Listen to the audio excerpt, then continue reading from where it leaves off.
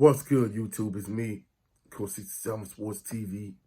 Shout out to the awesome and amazing LDBC, Lions Den basketball community. Shout out to the greatest university in the world, the Southern University, home of the mighty Jaguars. I'm severely under the weather. However, breaking news waits for no one. It's official. Southern University has made interim head coach Terrance their 21st head coach. In terms of the coaching search, the top candidate for Southern University and top candidate for a lot of SWAC coaching jobs was Benedict College's head coach, Terrance Berry. He had ties to Southern University. He also had ties to South Carolina State. Coach Buddy Pugh is acting as athletic director at South Carolina State. He wanted Terrance Berry to be his replacement, and they offered Terrance Berry the job. Terrance Berry took the job at South Carolina State. In addition to that, like one of my coaching friends pointed out earlier today, basically Southern had a couple of opportunities to hire Terrance Berry in the past, and they kind of passed on him. So maybe that played into his decision to go to South Carolina State. Like I said, he had ties to both South Carolina State and Southern, but from my understanding, his tie to South Carolina State was stronger than his tie to Southern. So maybe that also played into the decision of him going to South Carolina State over Southern. In addition to that, Southern had interviewed Terrance Berry. They interviewed Mickey Joseph, who was, he's from the West Bank of New Orleans. He went to Nebraska. He was an interim head coach in Nebraska in 2022.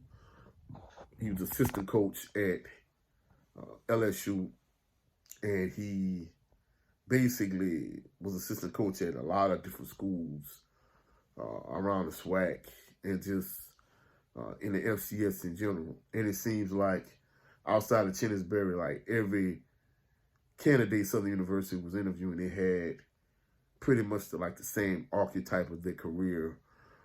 Basically, they were like long-time assistant coaches at a lot of FBS and FCS schools in terms of being position coaches, whatever the case may be.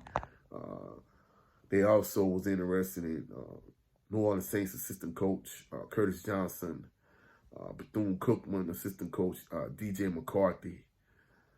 Like I said, they interviewed Terrance Berry and Mickey Joseph.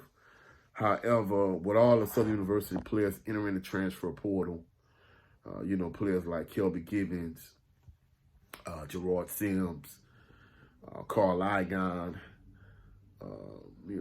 Christian Davis. I mean, a lot of Southern University players have entered the transfer portal. Hal Blood, Dylan Marotta, Joshua Donald. A lot of these guys entered the transfer portal. And, basically, whoever the next head coach is, they need to recruit. And in Southern instances, in the instance of Southern, you need to get some of these players you lost in the portal, potentially get them back. Like maybe getting Kelby Givens back, maybe getting Christian Davis back if you could, if it's possible. But more than anything, they need to stop the bleeding.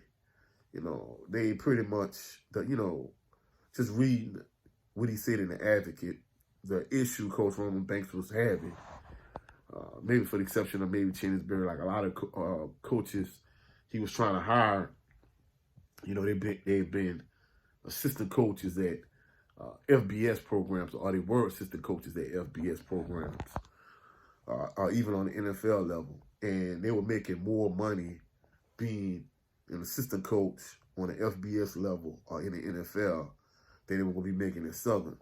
If you look at what Coach Eric Dooley was making, he was making $310,000 a year at Southern. Whereas if you look at somebody like Jabbar Jarouk, who Southern was interested in the past, like he makes more than that as a position coach at the University of Florida. So that's the biggest thing I think people really kind of feel and realize. Even though these guys might be assistant coaches. Now I know some people are going to be like, well, hey, if you're assistant coach, you have opportunity to become a head coach on a lower level. Why not take it? But even with that being said, a lot of these guys, they have families, they have bills, they have financial obligations. So they really wasn't willing to take a pay cut to come to Southern. So that's how they ended up circling back around to Terrance Graves. Basically, all the coaches they really were interested in, they wasn't really willing to take the pay cut to come to Southern. They wanted a lot more than $310,000. They wanted more money. So that was the issue. And like I said, the fact that South Carolina State hired the guy that was the #1 candidate for Southern and most other schools in the SWAC, that being Chennis Berry. It's late in recruiting season. Southern needed to make a move. They needed to make a quick pivot. So, why not just hire Terrance Graves? He won a Bayou Classic for both Southern this year and Grambling a couple years ago. So, of course, I know some people not gonna like the Jason Rollins approach, because that's what they did a couple years ago with Jason Rollins. They made him the interim head coach. They kept their entire staff in place, and it didn't turn out too well. So hopefully with Terrance Graves, things, they turn out better than they did in that particular instance. However, if you look at what happened at the Bayou Classic, basically Southern was the same team that they were the entire year. But, Noah played better than Hal Blood played most of the season. The defense pretty much was what it was in terms of, being stingy. However, the fact that during the course of the season, the offense was so inept. Many instances, the defense would be on the field entirely too long, and they would gradually break down. And the same thing happened during the Bayou Classic. However, at the end of the game, basically, Southern's defense, when they really counted, they were able to stand up, and they were able to, get a goal line stand to secure the win for the team. So hopefully moving forward, we'll have a better product on the field than we had this past season. Whether Noah is the starting quarterback, whether it's Zay Tessit, whether it's Jalen Woods. Hopefully from an offensive standpoint, the offense is better.